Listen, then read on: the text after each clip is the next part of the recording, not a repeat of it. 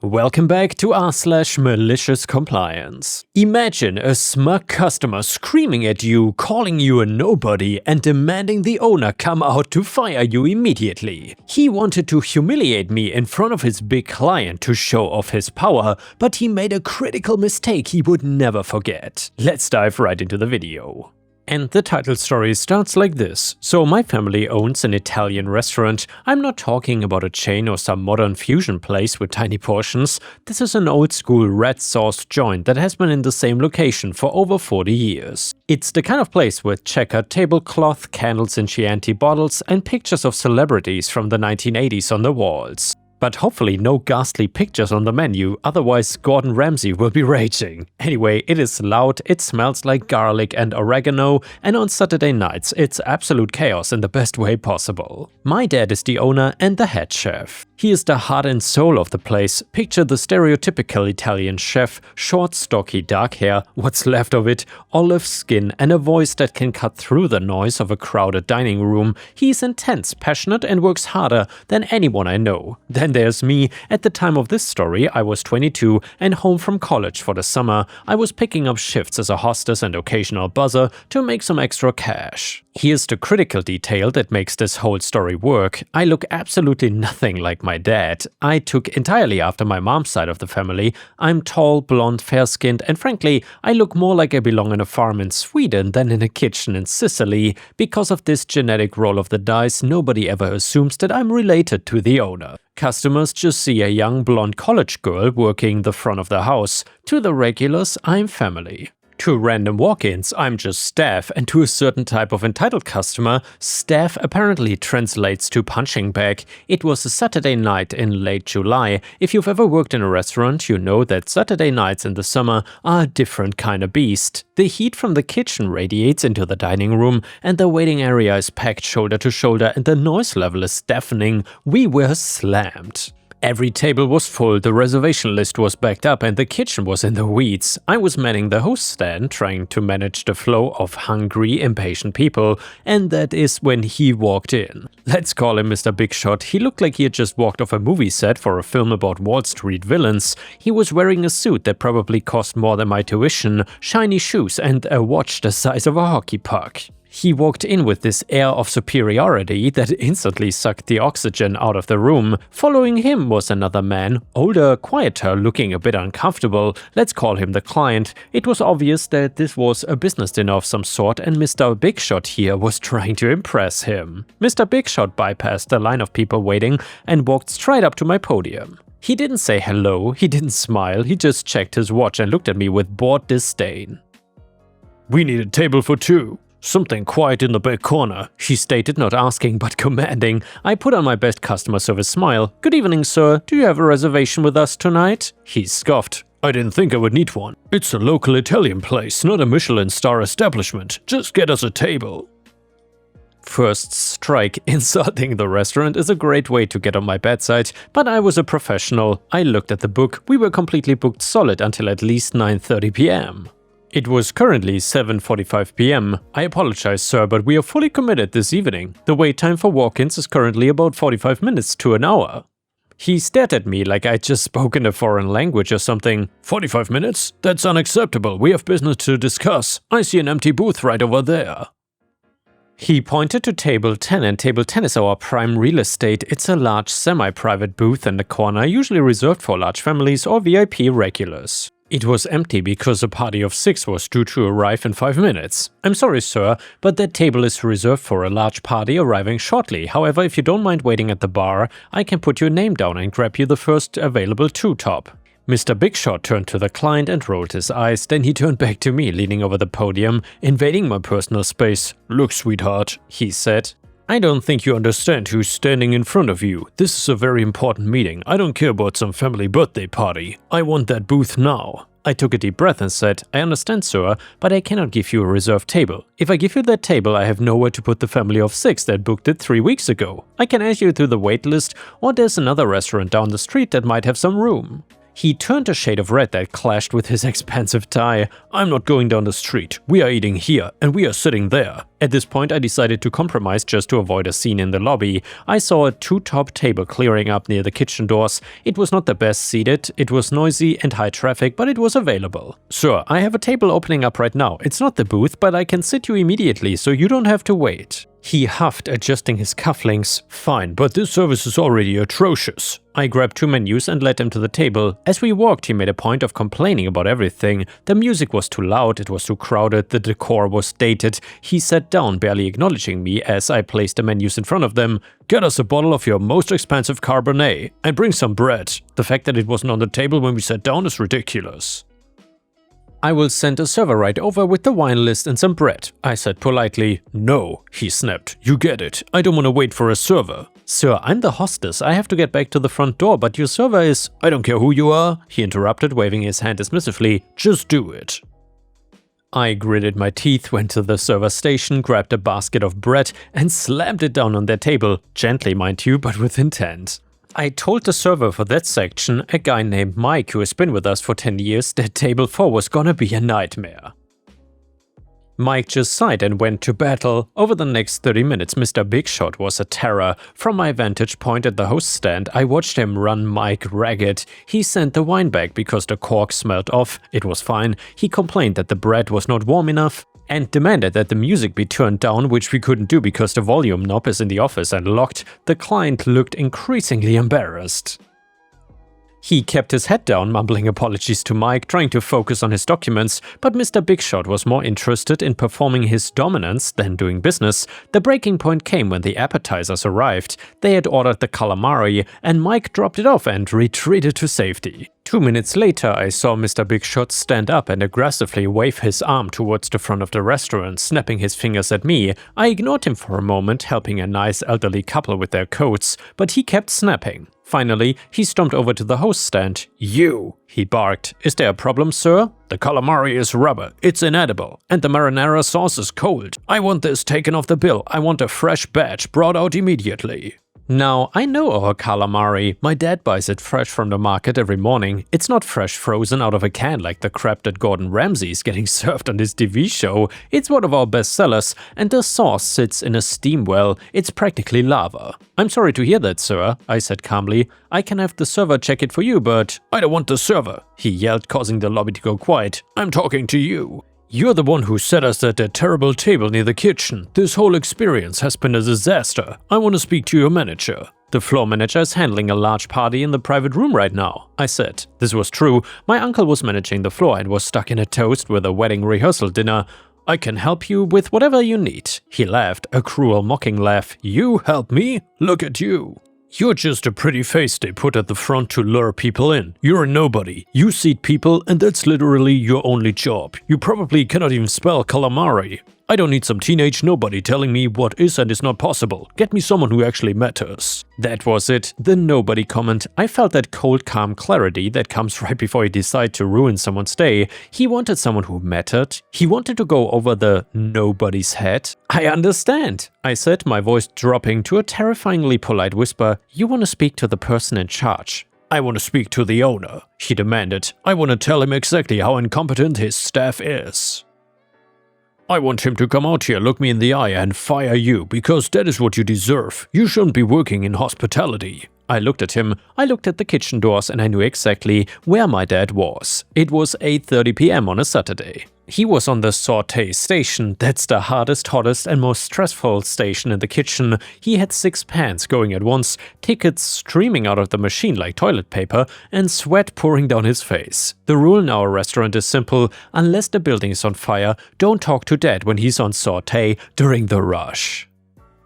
However, this man wanted the owner. He specifically requested the owner to fire me. "Sir," I said, feigning concern, "the owner is the head chef. He's currently cooking dinner for the entire restaurant. If I get him, he will have to stop cooking." "I don't care if he's cooking for the Pope," Mr. Big Shot sneered.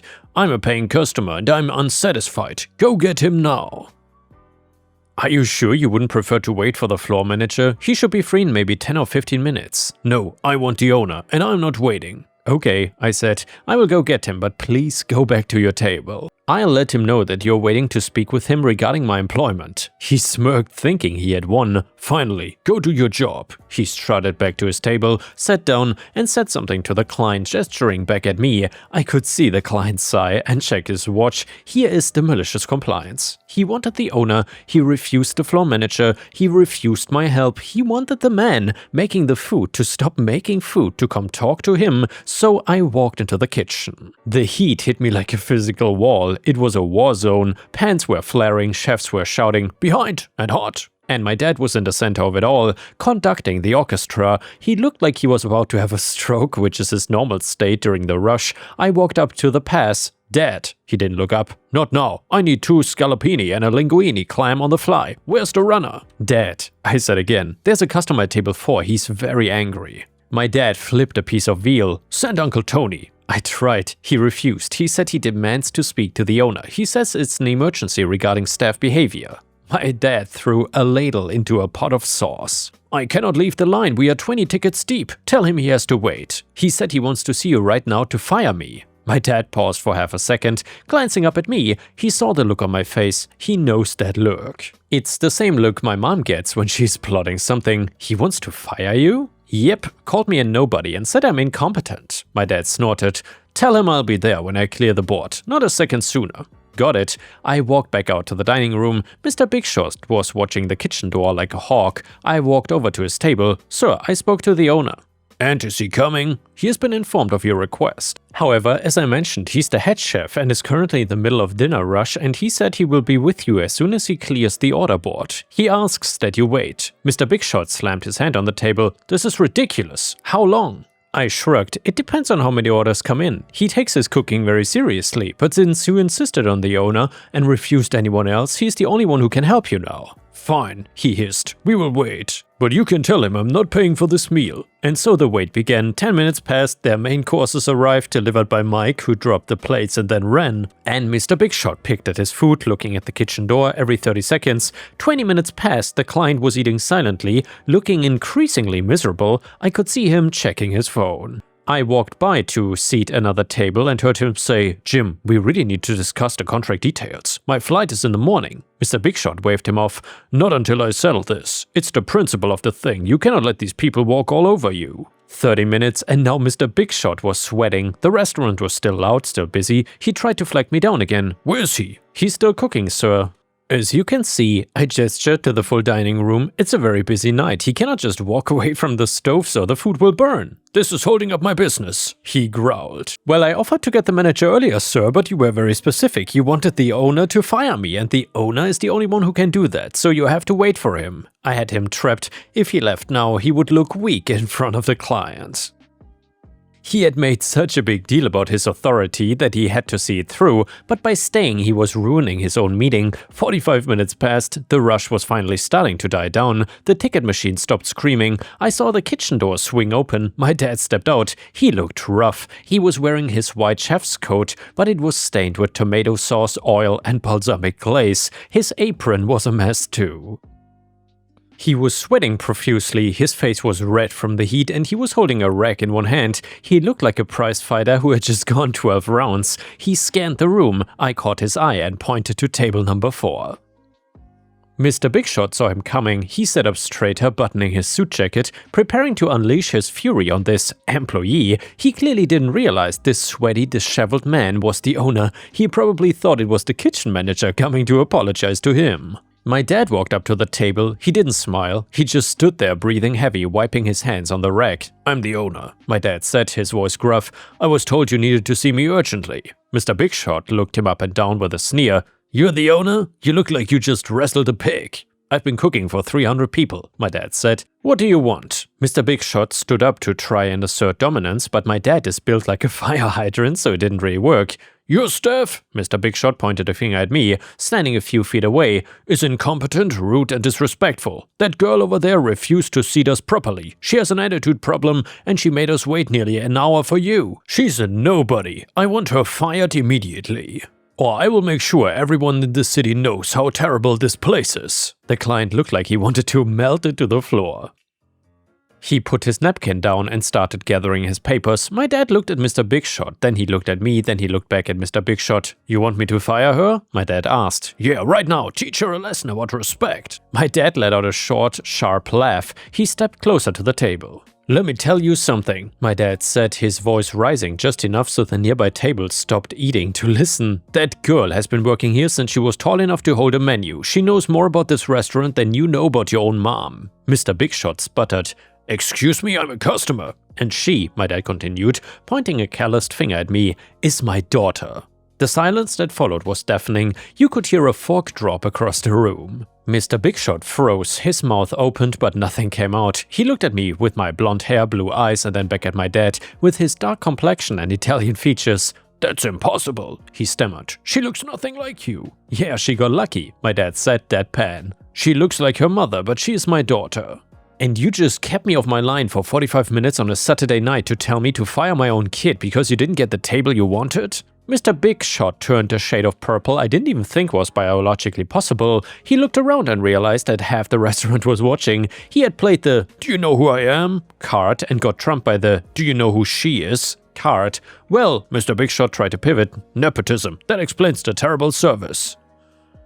"You're running a joke of a business here." "Get out," my dad said, simple and quiet. "Excuse me?" "Get out of my restaurant. The meal is on the house. Take your friend and leave." "I don't want your money." Mr. Big Shot grabbed his jacket. "Fine, we were leaving anyway. I wouldn't want to do business in a dump like this." He turned to the client. "Come on, let's go somewhere decent." But the client didn't even move. The client looked at Mr. Big Shot, then looked at my dad, then looked at me.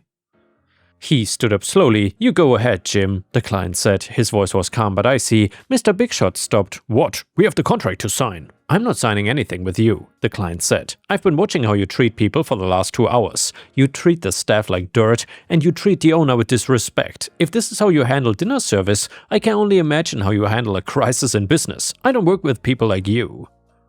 Mr. Big Shot looked like he had been slapped. "You cannot be serious. Over a waitress?" "Goodbye, Jim," the client said, turning his back on him. Mr. Big Shot stood there for a second, totally stripped of his power. He looked at me one last time and I gave him a little wave and a smile. He stormed out of the restaurant, the heavy wooden door slamming behind him. The client turned to my dad. "I apologize for his behavior. It was disgraceful." My dad waved his hand. "Not your fault. You hungry? You barely ate." "I am actually," the client admitted, "but I don't want to cause any more trouble." "Nonsense," my dad said. He turned to me. "Set him up at the bar. Get him whatever he wants on the house." "No, I insist on paying," the client said. "Fine, you pay for the wine, but I feed you." My dad negotiated. He looked at me. "You okay?" "I'm good, Dad. Go clean up. You smell like old garlic." "Respect your father." He laughed, swatting at me with his rag before heading back into the kitchen.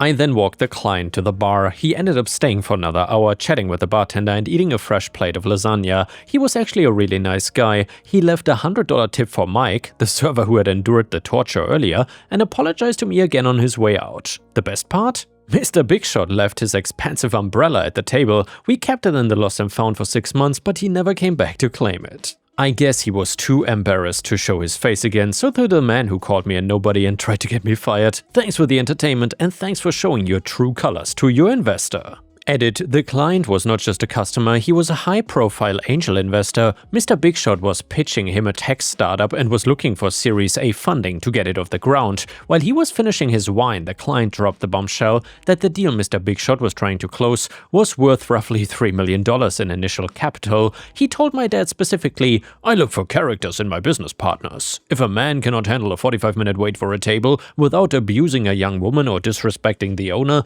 he certainly cannot handle the pressure of running a multi-million-dollar company." So yeah, because Jim felt the need to prove he was somebody by belittling a so-called nobody, he didn't just lose a dinner reservation, he torched his entire future. My dad laughed so hard, he comped the guy's dessert too. Moral of the story, be nice to the staff, you never know exactly how much it will cost you.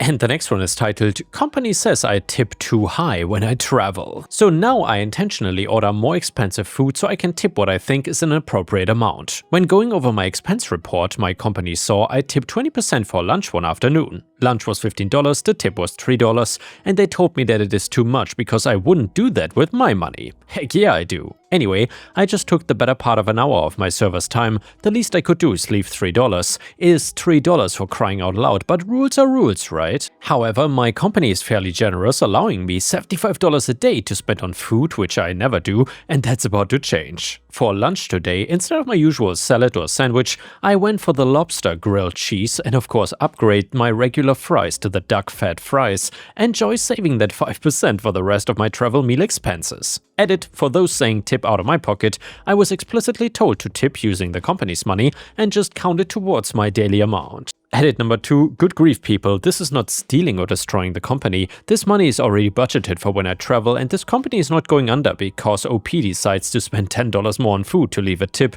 The company is just fine, this won't be a blip on their radar. And the next one is another malicious compliance story, which is titled, Customer at Subway wants to speak to the manager. So I worked at a Subway that didn't have any authority/managers, just a couple minimum wage base level workers. I don't remember what this particular customer was mad about, but she was arguing with me and did not like the answer I gave her. She asked to speak to the manager, and there not being a manager, I decided to promote myself on the spot and replied with, "Manager speaking, how can I help you?"